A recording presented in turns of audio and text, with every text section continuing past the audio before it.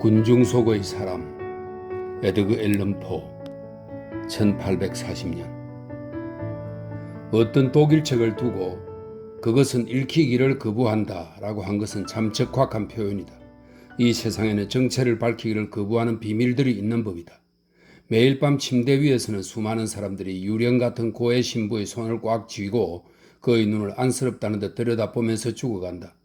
밝혀지기를 거부하는 흉측한 비밀 때문에 마음속 깊은 곳에 절망을 품고 목에 경련을 일으키며 참으로 슬픈 일이지만 인간의 양심은 이따금씩 너무나도 무시무시한 짐, 오로지 무덤 속에서만 부릴 수 있는 짐을 지게 된다.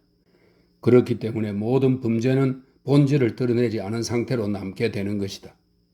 그리 오래지 않은 어느 가을날 저녁 해가 뉘엿뉘엿 질 무렵 나는 런던의 D 커피숍의 커다란 궁형 여닫이 창가 쪽 자리에 앉아 있었다. 난 몇 달째 건강이 좋지 않았다가 마침내 회복기에 접어들고 있었고 그 덕분에 몸에 기운이 돌아오면서 따분한 기분과는 정반대인 행복감에 가득 차고 욕구가 가장 예민한 상태였다. 그때까지 드리워져 있던 안개, 이 말은 일리아스 5권 127행에 나오는 구절로 원문은 그리스어로 되어 있다고 그러네요. 그때까지 드리워져 있던 안개, 즉 우리의 상상력을 덮고 있던 엷은 막이 거치면서 새롭게 충전된 지적 감각이 일상적인 조건을 뛰어넘어 라이프니츠의 발랄하고 솔직한 이성이나 고르기아스의 광적이고 피상적인 웅변술의 경지에 도달하는 것 같은 상태 말이다. 단지 숨을 쉬는 것만도 즐거움이었다. 나는 또한 보통은 고통을 주는 원천이라고 보아 마땅할 많은 것들로부터도 긍정적인 쾌감을 얻었다. 주변의 것에 대해 차분한 흥미와 호기심을 느꼈다. 입에는 시가를 물고 무릎에는 신문을 올려놓은 채 오후의 대부분을 신문 광고를 골똘히 읽다가 커피숍에 모인 각양각색의 남녀를 관찰하거나 담배 연기 자욱한 창문 밖 거리를 내다보면서 즐겁게 보냈다. 창밖의 거리는 런던시의 간선도로 중 하나로 하루 종일 사람들로 넘쳐났다. 어둠이 깔리면서 군중은 시시각각 더 늘어났다. 가로등 불이 모두 켜졌을 무렵엔 두 갈래의 빽빽하고 끊임없는 군중의 흐름이 커피숍 문 앞에서 서둘러 교차하며 지나는 형국이었다. 나로서는 바로 그런 저녁 시간에 그 같은 사람들의 무리를 목격하는 일 자체가 처음이었다. 따라서 나는 이 소용돌이 치는 바다를 연상시키는 인간 두상의 움직임이 너무나 신기했고 그 상쾌감에 흠뻑 빠져들었다. 그리고 마침내 실내에 있던 모든 것에 대한 관심을 완전히 잃어버리고 바깥 풍경을 관조하는 일에 빠져들어갔다. 나의 관찰은 처음엔 추상적이고 일반적이었다. 내 눈에 띈 것은 행인들의 무리였고 그들은 이런저런 집단의 모습으로 내게 다가왔다. 그러나 곧 자잘한 것들이 눈에 띄기 시작해서 나는 개개인들의 헤아릴 수 없이 다양한 모습과 옷차림과 태도, 걸음걸이, 얼굴 모습, 그리고 표정까지 아주 세심한 흥미를 가지고 바라보게 되었다. 지나가는 행인들 중 다수는 용무가 있어 바쁜 듯 확신에 찬 태도로 군중 사이를 뚫고 목적지까지 가는 일에만 몰두하는 것처럼 보였다. 그들은 이마를 찌푸렸고 눈동자도 재빨리 굴렸다. 다른 행인들에게 떠밀렸을 때는 짜증스러운 태도를 보이지 않고 매무새만 가다듬은 뒤 계속해서 바삐 걸어갔다. 꽤 수가 많은 다른 한 무리의 사람들은 얼굴을 붉힌 채 안절부절 못하면서 혼자 중얼거리거나 손짓 발짓을 했다. 그들은 주변에 사람이 많다는 사실로 인해 오히려 고독을 느끼는 것처럼 보였다. 가던 길을 다른 사람이 가로막으면 중얼거림은 그쳤지만 손짓 발짓은 2배로 늘어났다. 그리고 입가에 멍하니 과장된 미소를 띤 채 앞길을 가로막은 사람들이 지나가기를 기다렸다. 남들한테 떠밀릴 땐 자신들을 떠민 사람들에게 수없이 고개를 숙이고 당황해서 어쩔 줄 몰라 했다. 이 두 부류의 사람들 중 대부분은 내가 지금까지 언급한 것 외에 딱히 눈에 띄는 점이 별로 없었다. 그들의 복장은 나무랄 데 없이 단정하다고 부를 만한 것이었다. 그들이 귀족과 상인과 변호사와 장인과 주식 매매업자, 그러니까 귀족 계급과 사교계 혹은 유황계급과 열성적인 자영업자, 즉 개인 사업을 경영하는 사람들이라는 점에는 의심의 여지가 없었다. 난 그들에게는 별 관심이 가지 않았다. 서기의 부류는 알아보기가 쉬웠는데 그들 가운데 분명하게 구별되는 두 부류가 있다는 사실을 알 수 있었다. 그중 한 부류는 신종 투기성 사업을 전문으로 하는 회사에 근무하는 젊은 서기들로 딱 맞는 코트에 번쩍이는 구두, 기름이 반지르르한 머리, 그리고 오만한 인매를 갖춘 젊은 신사들이었다.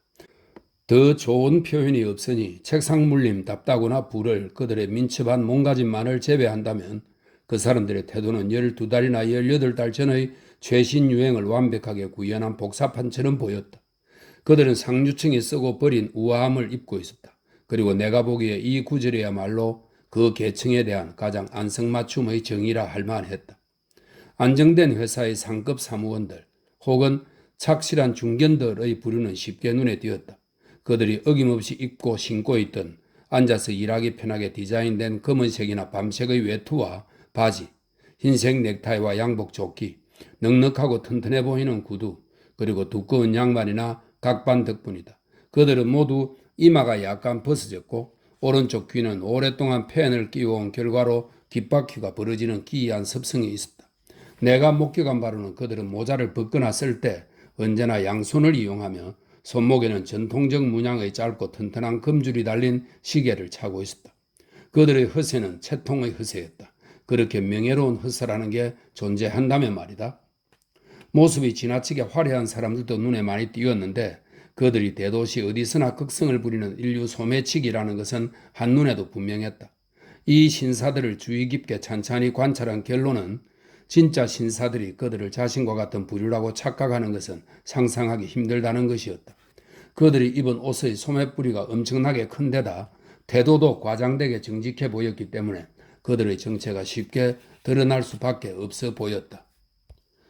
도박꾼들도 상당수 눈에 띄었는데 그들 역시 알아보기 아주 쉬웠다.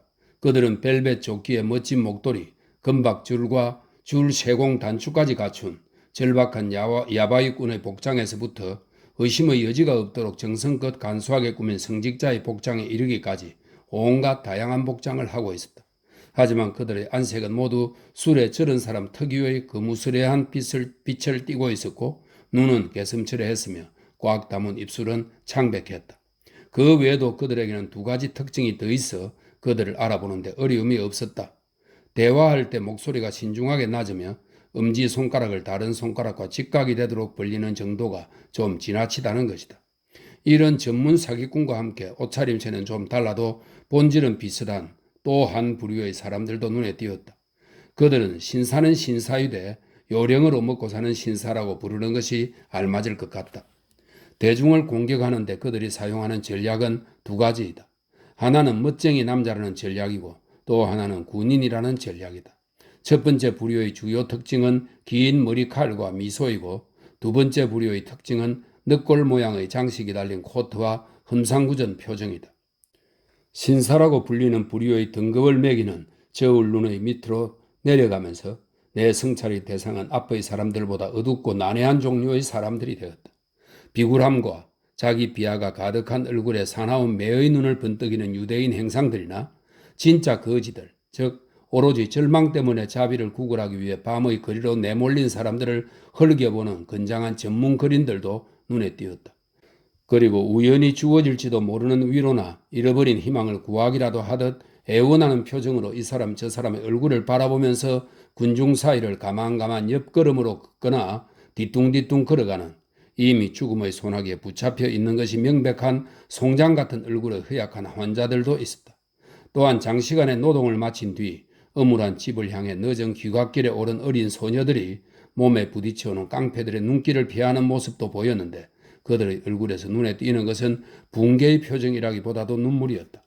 다양한 연령층과 각양각색의 밤거리의 여인들도 눈에 띄었으니 그 중에는 내면은 오물로 가득 찼어도 겉모습만큼은 파로스의 대리석 같은 이 파로스의 대리석은 파로스는 눈부시게 흰 빛깔의 대리석으로 유명하다 이런 설명이 있네요. 파로스의 대리석 같은 피부를 하고 있어 루시안의 석상을 연상시키는 이 루시안의 석상은 고대 그리스의 저술가인 루시안은 꿈에서 그리스 석상의 아름다움에 대해 언급했다 이런 설명이 있습니다. 루시안의 석상을 연상시키는 한창 때 여성다움으로 더할 나위 없이 아름다운 미인도 있었고 넝마 조각을 걸친 혐오스러운 행색을 한 오갈 데 없는 문둥병 환자나 젊어 보이려고 마지막 안간힘을 쓰고 있는 주름진 얼굴을 짙은 화장으로 가리고 보석을 추렁추렁 걸친 나이든 여자들도 있었다.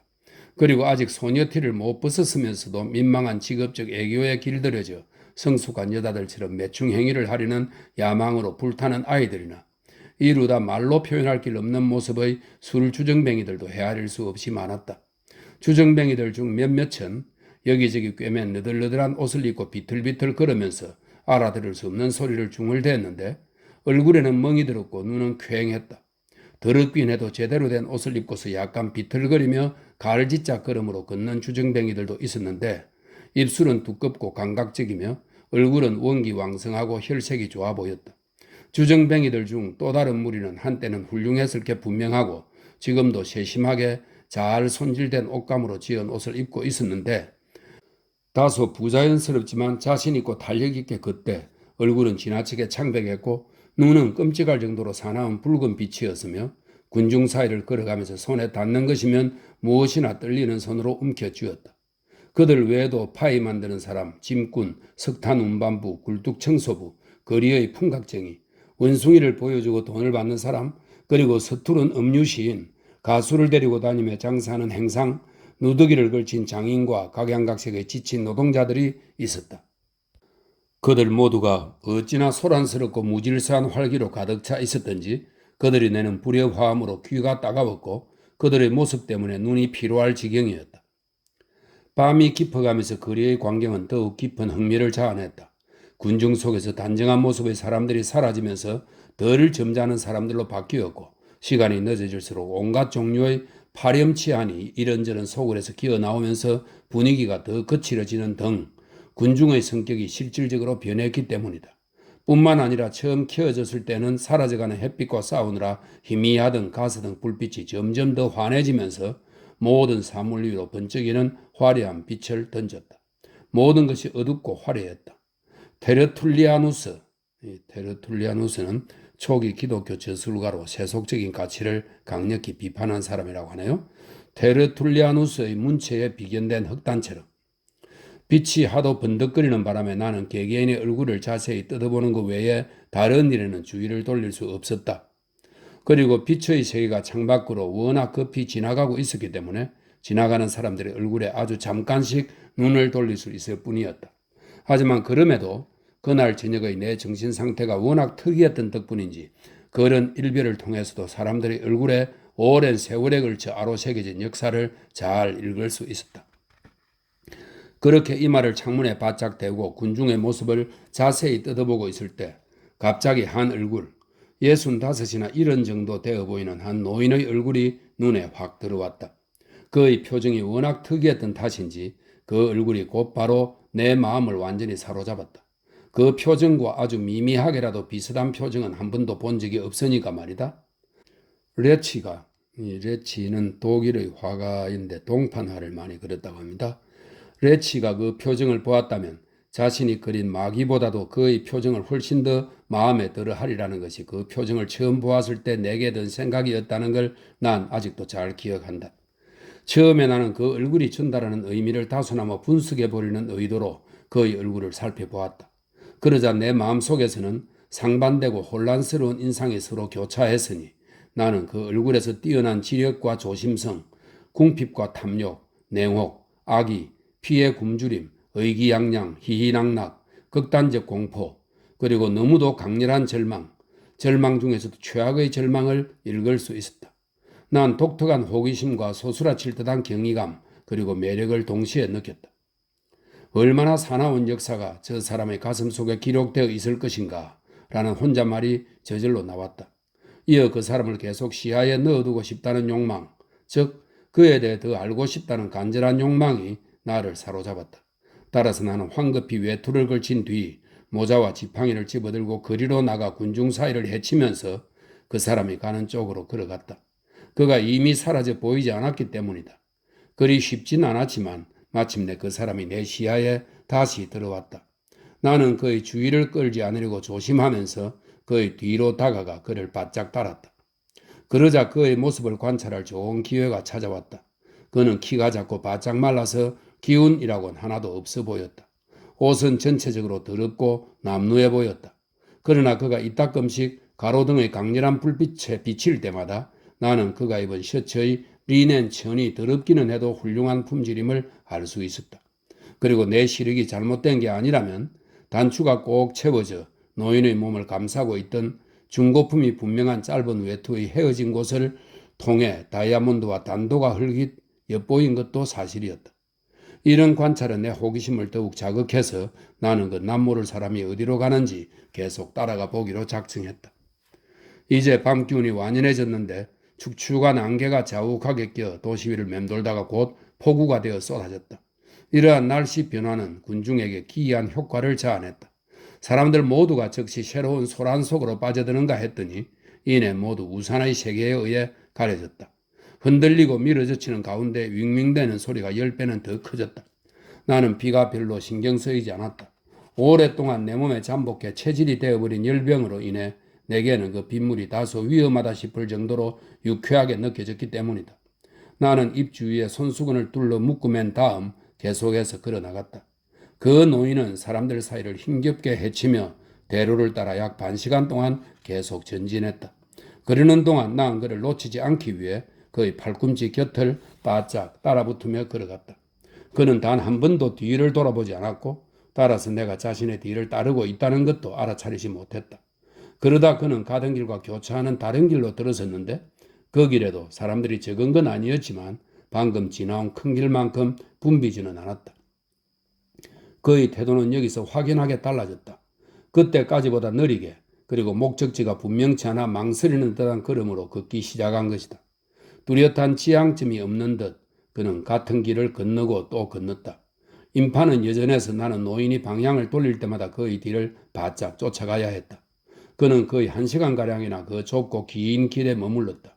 그러는 동안 행인의 수가 점점 줄어들어 평일날 정오 무렵 공원 근처, 이 공원은 뉴욕 맨하튼에 있는 센트럴 파크를 가리키는 듯하다 이런 설명이 있습니다. 공원 근처 브로드웨이에서 볼 수 있는 정도가 되었다. 런던의 주민과 인구가 가장 밀집한 미국 도시의 주민 사이에 엄청난 차이가 있으니까 말이다. 방향을 다시 꺾으니 가로등 불빛이 휘황찬란하고 생기가 넘치는 광장이 눈앞에 펼쳐졌다. 그러자 노인은 이전의 기세를 회복했다. 턱은 가슴께를 향한 채 찌푸린 눈썹 아래 눈을 이리저리 바삐 굴리면서 주변 사람들을 바라보았다. 그는 끈기 있고 한결같은 걸음으로 서둘러 걸어갔다. 그러나 놀랍게도 그는 광장을 한 바퀴 돌고 난 뒤 몸을 돌려 오던 길을 되짚어 갔다. 그리고 이어서 동일한 진로를 몇 번씩이나 더 반복함으로써 나로 하여금 더욱 기겁하게 만들었다.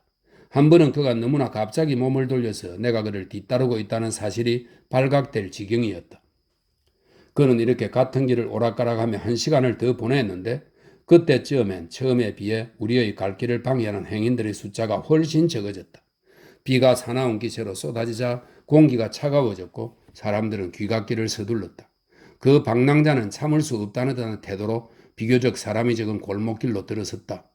약 400m가량 되는 이 거리를 그는 그 나이의 노인답지 않게 꿈에도 상상할 수 없을 만큼 빠르게 달려갔으며 그 바람에 나 또한 아주 허덕거리며 그의 뒤를 쫓아가야 했다. 몇 분 후 우리는 사람들이 북적대는 큰 시장에 도착했는데 노인은 그 시장의 지리를 잘 아는 것처럼 보였다. 그리고 이곳에선 본래의 태도를 되찾아 사방에 무리를 이룬 상인과 고객들 사이를 이리저리 뚫고 밀며 어슬렁거렸다.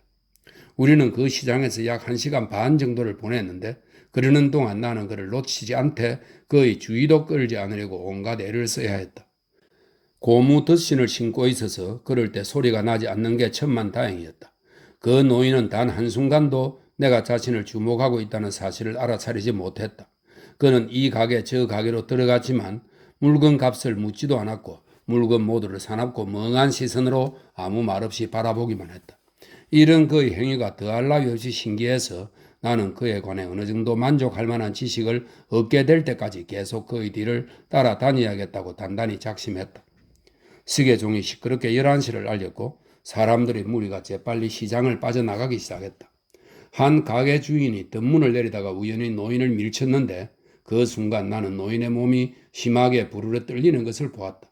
나는 허둥지둥 거리로 나서서 잠시 동안 주변을 불안하게 둘러보다가 꾸불꾸불하고 인적이 드문 골목을 믿을 수 없을 정도로 빠르게 달려갔다. 그래하여 우리는 결국 우리의 원래 출발 지점이었던 D 호텔 앞 큰 길로 다시 나오게 되었다. 하지만 그 거리는 아까와 똑같은 모습이 아니었다. 가스등 불빛을 받아 밝게 빛나는 것은 여전했지만 비가 맹렬한 기세로 쏟아지고 있었고 인적이 거의 끊겨 있었다. 노인의 안색은 더욱 창백해졌다. 그는 한때 인파로 넘쳐났던 그 거리를 침울한 태도로 걸어가다가 무거운 한숨과 함께 강쪽길로 접어들었다.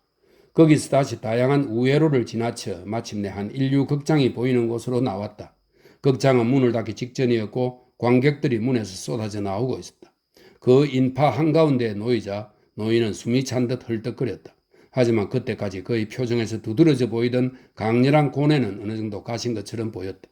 그는 머리를 다시 가슴 쪽으로 숙였고 내가 처음 보았을 때와 똑같은 모습이 되었다. 그가 관객들 대부분이 가는 방향으로 갈 것이라는 게 이제 확실해 보였는데 나로서는 그 이 변덕스러운 행동에 대체 어떤 통일성이 있는지 전혀 짐작할 길이 없었다.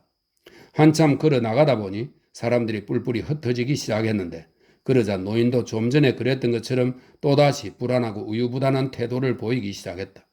노인은 한동안 10명에서 12명 정도의 떠들썩한 무리의 뒤를 바짝 따라갔는데 그 무리에서 사람들이 하나둘씩 떨어져 나가 인적이 거의 없고 좁고 어물한 뒷골목에 이르렀을 때는 세 사람만이 남았다. 그러자 노인은 멈칫하더니 한순간 망연자실한 모습이 되었다. 하지만 이내 잔뜩 흥분한 것이 분명한 태도로 재빨리 걸어가다가 도시의 변두리, 즉 우리가 그때까지 걷던 지역과는 전혀 다른 동네의 한복판에 이르렀다. 그 동네는 런던에서도 악취가 가장 심한 지역으로 모든 것에서 극히 통탄할 만한 빈곤과 극단적으로 절박한 범죄의 냄새가 풍겼다. 간혹가다 띄엄띄엄 놓인 가로등의 희미한 불빛 아래 높다랗고 벌레 먹은 낡은 목조 가옥들이 금방이라도 무너져 내릴 듯 기우뚱 서 있었는데 집들이 워낙 아무렇게나 제멋대로 지어져 있어서 그 사이로 그나마 길이라고 나 있는 것조차 제대로 눈에 들어오지 않았다. 포석은 무성한 잡초에 밀려 제자리를 벗어난 채 아무렇게나 널려 있었고 끔찍한 오물이 도랑의 고인 물속에서 썩고 있었다. 주변 환경이 온통 황폐했다. 그러나 계속해서 앞으로 나아가다 보니 사람 사는 소리가 어느 정도 되살아났고 마침내는 런던 주민 중에서도 가장 버림받은 사람들의 무리가 이리비틀 저리비틀 하는 모습이 눈에 띄었다. 노인의 기운은 꺼지기 직전의 등잔불처럼 되살아났다. 그는 또다시 탄력 있는 걸음걸이로 걸어나갔다. 그러다 모서리를 돌아더니 갑자기 강렬한 불빛이 눈앞에 마구 쏟아졌다. 도시의 변두리에 자리 잡은 거대한 무절제의 사원들 중 하나, 즉 지인이라는 마귀의 궁정 중 한 곳 앞에 우리가 서 있었던 것이다. 그 사이 시간이 많이 흘러 거의 동이틀 무렵이 되었다. 그러나 주정뱅이 한 무리가 여전히 현란하게 불이 켜있는 술집 입구를 사람들에 떠밀려 들락거리고 있었다. 노인은 가볍게 기쁨의 탄성을 내어 지르더니 사람들 사이를 밀치고 술집 안으로 들어갔고 즉시 내가 처음에 목격했던 것 같은 활발한 기운을 되찾아 사람들 사이를 목적 없이 오락가락하기 시작했다. 그러나 그것도 잠시 사람들이 문 쪽으로 몰려가는 것을 보니 곧 문 닫을 시간이 다가온 듯했다. 그때까지 내가 그렇게 끈기 있게 관찰해오던 그 특이한 사람의 표정에서 그 순간 목격한 것은 절망보다도 더 강렬한 어떤 감정이었다. 그러나 그는 이내 조금도 주저하지 않고 단호하고 힘찬 걸음으로 오던 길을 되짚어 거대한 도시 런던의 심장부를 향해 걸어갔다. 그는 길게난 거리를 빠르게 걸어갔고 나는 내 흥미를 완벽하게 사로잡아버린 이 관찰을 중도에 포기하지 않겠다는 결심으로 강렬한 경이감에 휩싸여 그를 따라갔다. 우리가 걸어가는 동안 동이 터 왔는데 우리가 그 번잡한 도시에서도 가장 번화한 중심가인 D 호텔이 있는 거리에 다시 도착했을 때는 거리가 전날 저녁 내가 보았던 것 못지않은 인간적 활기로 들떠 있었다. 그곳에서 나는 다시 노인을 한참 동안이나 끈질기게 뒤쫓아 다녔지만 그럴수록 점점 더 어리둥절한 기분에 사로잡혔다. 그는 그때까지와 마찬가지로 계속 이리저리 왔다 갔다 할 뿐이었고 낮 동안 내내 그 거리의 소란을 벗어나지 않았다. 한편 나는 둘째 날 저녁의 그림자가 드리워지면서 점차 기진맥진에 죽을 지경이 되었다. 나는 더 참지 못하고 노인의 바로 앞으로 다가가 발걸음을 멈추고 그의 얼굴을 뚫어지게 바라보았다. 하지만 그는 나를 전혀 알아보지 못한 채 다시 엄숙하게 발걸음을 옮겼고 나는 결국 노인 뒤를 쫓아가기를 멈춘 채 생각에 잠겼다. 이 노인은 나는 마침내 말했다. 지능이 뛰어난 흉악범 같은 사람이다. 그는 혼자이기를 거부한다. 그는 군중 속의 사람이다. 그를 쫓아가 보았자 소용없는 일이다. 그에 대해서나 그의 행위에 대해서 알 수 있는 사실은 더 이상 없다. 이 세상에서 가장 사악한 마음은 호르툴루스 아니마에, 호르툴루스 아니마에는 16세기의 기도서입니다. 호르툴루스 아니마에보다도 더 모호한 책이다. 그리고 그것은 읽히기를 거부한다는 사실이야말로 아마도 신이 내려주시는 가장 거대한 자비 중 하나라고 보아야 할 것이다.